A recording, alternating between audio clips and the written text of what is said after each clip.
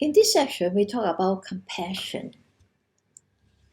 Compassion is a core teaching of Buddhism. Compassion is a sensitivity to those who are suffering and want to elevate their suffering. We used to see compassion as a religious belief, but recent research has found that cultivating compassion is good for our overall well-being. Compassion is different from empathy and altruism. Empathy is an emotional experience of another person's feeling, but is not necessary with a wish to help out. Altruism is an action that benefits someone, but not necessarily out of compassion. It may be simply an act for fulfilling one's personal need.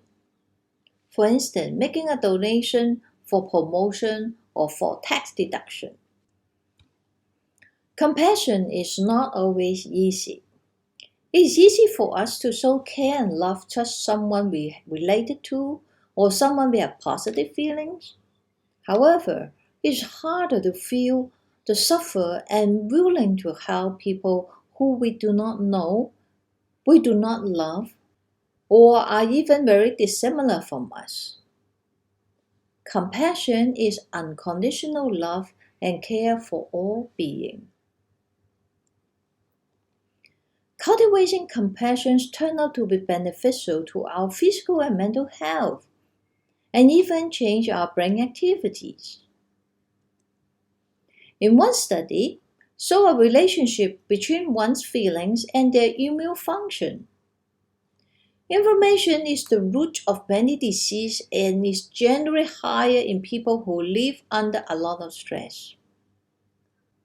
The researcher evaluated the level of cellular inflammation in people who consider themselves as very happy.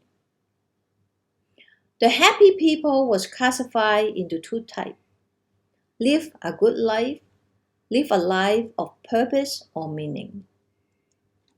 The results show that those who live a meaningful life have low inflammation level.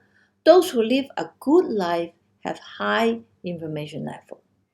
And what these results tell us? People who live with compassion focus less on satisfying themselves and more on others are physically healthier. In another study, participants received a sum of money, and half of the participants was instructed to spend the money on themselves. The other half was told to spend the money on others. At the end of the study, participants who spent money on others feel significantly happier than those who have spent money on themselves. In a brain imaging study showed that the pressure center in the brain, that is the part of the brain that are active when we experience pressure, are also active when seeing someone donating money as when we receive money ourselves. Compassion can be cultivated.